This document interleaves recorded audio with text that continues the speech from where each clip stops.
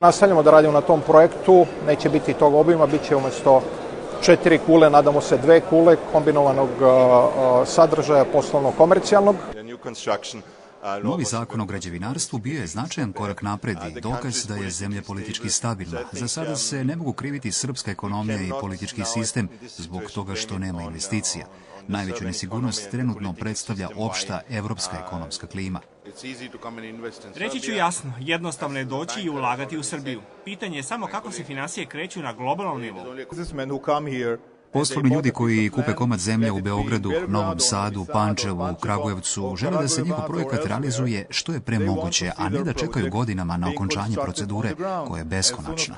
Ne možemo mi da se razvijamo kao zemlja ako za sve ostale gradove i opštine opredelimo 1/3 radova, 1/3 investicija.